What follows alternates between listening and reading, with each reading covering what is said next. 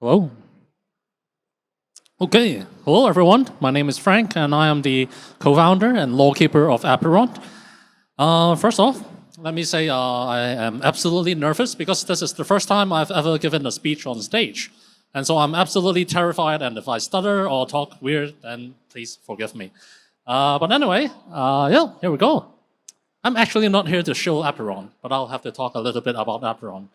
Apeiron is my dream, our dream, from Hong Kong 6 years ago. Well, 7 years now, actually. This game has been in development for 7 years, and finally we're coming out. It's a game that lets you play God, actually. And you'll be in control of your own planets, and your planets will be populated by yellow chubby creatures. If you take a look at the booth over there, there's a bunch of yellow ducks creatures we call dudes, and you'll be the god for them. We incorporated multiple elements, god game, franchising, esports, and we are ready to go. But, as I said, today I'm not here to show my game. Actually, I want to talk a little more as a fellow developer, as a Web3 developer, what the coming year will mean for a lot of us. So, it will be absolutely morbid and gloomy. So, as we all know, we are all headed towards one of the biggest recessions of our lives, and well, of this century at least. The rate hikes and the economies and the recent events in crypto does not bode well for the entire industry, and it will not be getting better in 2023. With anything we've learned in the past from the dot-com bubble crashes is that, well, there's been a lot of funding going into the industry. There'll be a lot of great builders, and it will be the perfect time for build and keep your heads down in this coming year. And yes, focusing on building and everything will be great, but for games, it may function a little differently. Because games are, well, for the myth, for the legend, games are actually somehow recession-proof. After all, people do need entertainment and escapism during times when they lost a lot of money or the markets are just not doing very well. But it may be a little different this time around. Even the CEO of GTA, Red Dead Redemption, say that they do see a decrease in spending even in Web2, the AAA games. And there needs to be a focus on other things in other different times. But I guess for games, we have to break it down to business models and the game itself. I think games, fun gameplay, and entertainment do last recessions, and they do still thrive. But again, the focus has always been on the intrinsic value of games, which a lot of blockchain games and projects right now may have been missing. But I can foresee for the coming 2023 is that we are going to build back on something that's actually the fundamentals of games. That's gameplay and that's fun. Because fun entertainment and fun gameplay experiences are will still entertain people in the down times. But of course, building a fun game wouldn't be easy. You either have to be fun, you have to be unique, or it could be profitable. But then in these bear markets, how can one be profitable? Actually, this is something that I think a lot of Web3 projects together can really work on. It's focusing on evolving business models that don't just rely on tokens or the financial side of the of Web3. Web3 actually has a lot to offer besides tokens and DeFi and flips and 30 times and 50 times. But first, let's dwell a little on the evolution of NFT games. In the beginning, you have the profile pictures. They pretty much resell and sell on rarities, offering communities. And then we evolve to the way of the CryptoKitties sandbox, where you have a marketplace, the NFTs have a function and let you play in the games and enhance the value as well. And then, as we all know, came Axie. Axie is when you incorporate tokens into the games. A great model and self-sustainable ecosystem, so to speak. And it went very well for a lot of them. You'll see a lot of copycats in the markets nowadays. But still, in the bear markets, when the focus of the game itself is on tokenomics and earning, it will not bode well in marketing. Because, well, we're in a very horrible market where tokens are not even worth anything. So it's always going back to a fun gameplay and different types of business models. I think ultimately, in order to survive the markets, in order for games, not just in blockchain, but also in Web2 to evolve, they will have to continue to evolve their business models as how games monetize and work together with the community, so to speak. In Web2, we went quite a long way. It was a short period. We went from one-off sales, and then we went to free-to-play, transactions. And nowadays, most of the AAAs and a lot of developers are focusing on a model called focusing on a model called games as a service, where players get to subscribe on a monthly basis on the additional packs to get games that are supposed to offer much more in longer periods. But as with the reception for gamers, it's absolutely horrible. People hate games as a service. They think it's a monetization out. That actually sentiment is highly shared with NFTs and blockchain games. Most of the light right now that people foresee right now is that NFT and blockchain games are scams, monetization, money, and everything. I actually think two negatives do add into a positive. If we can combine the Web3 gaming model, where we focus on ownership and the ability for players to trade games and be part of the community to solve the problems from Web2, where the games as a service model typically face the lack of ownership, the lack of feeling of ownership, the quality there, and that the resale value and the monetization models are too hardcore, so to speak. We think there needs to be a demand for a new model. Apeiron, together with a lot of other games I know and passionate builders, are constantly evolving this model. This is actually what Web3 is still great for, innovation and testing. There'll be a lot of pivots, but the pivoting will be taken together with the community and the developers. And this way we can work on something together instead of an arbitrary model where developers continue to test the markets, so to speak. And finally, well, it's not that final, but mostly done. So hang in there, guys. I want to point to a greater ocean. So in the bear markets, it's time where we focus Web3 and blockchain technology to beyond just DeFi and tokens.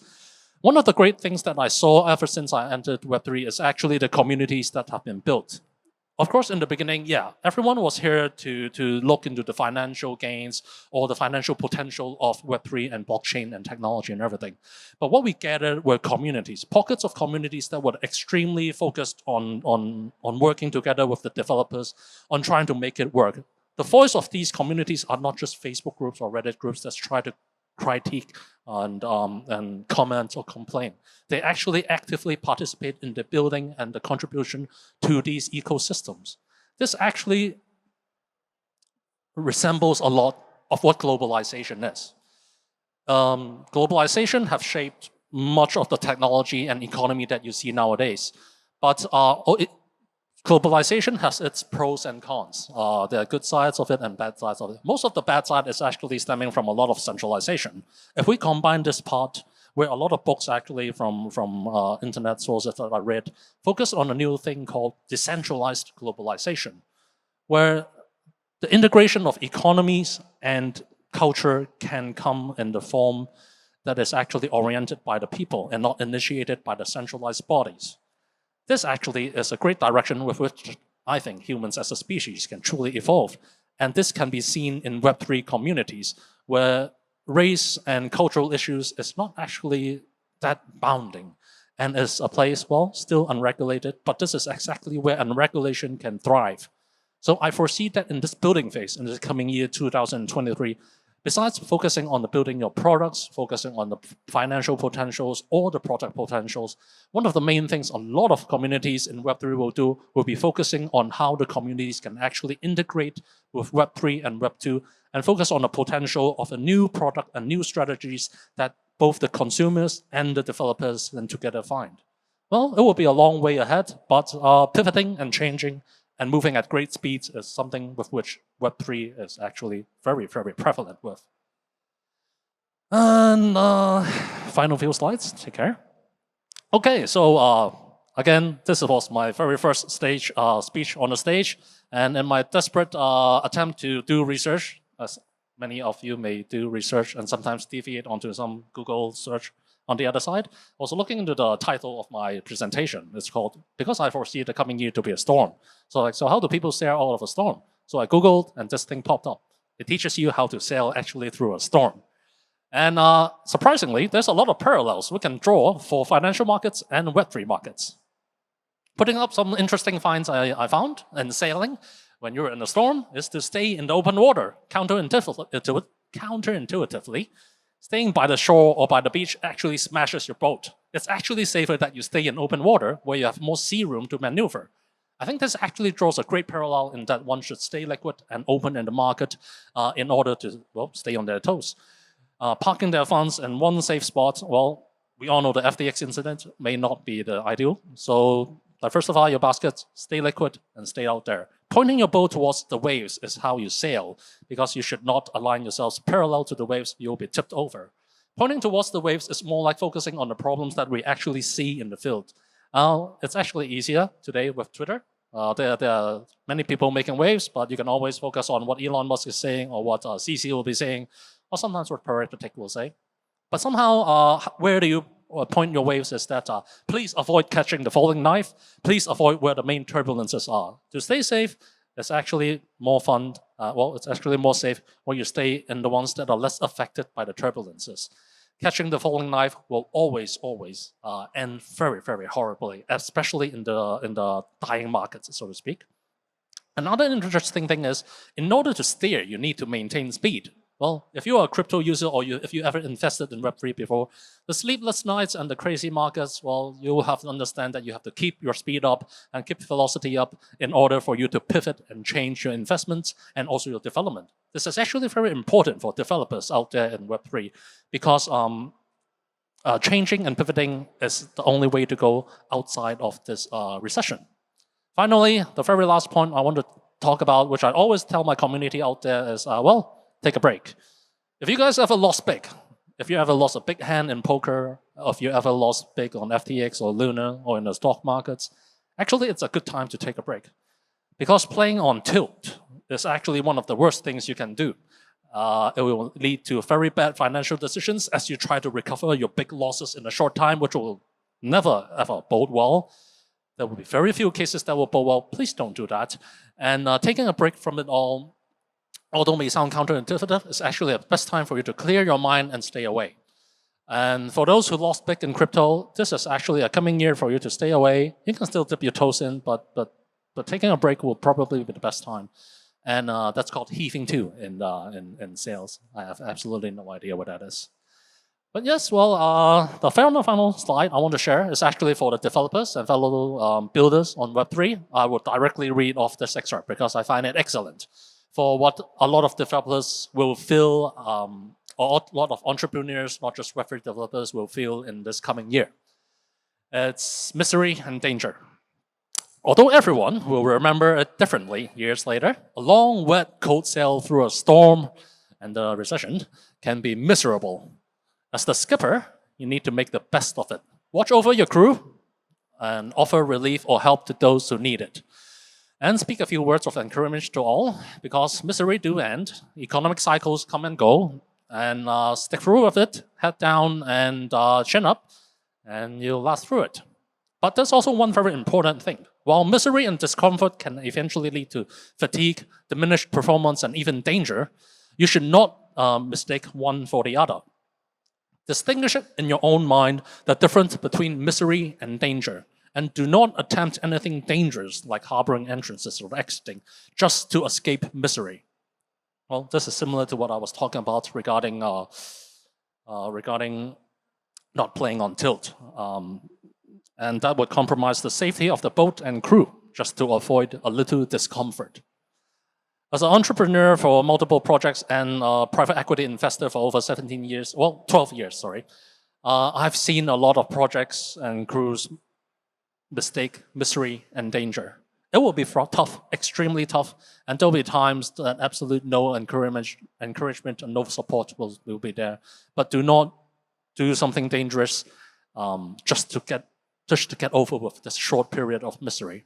Life has its ups and downs, but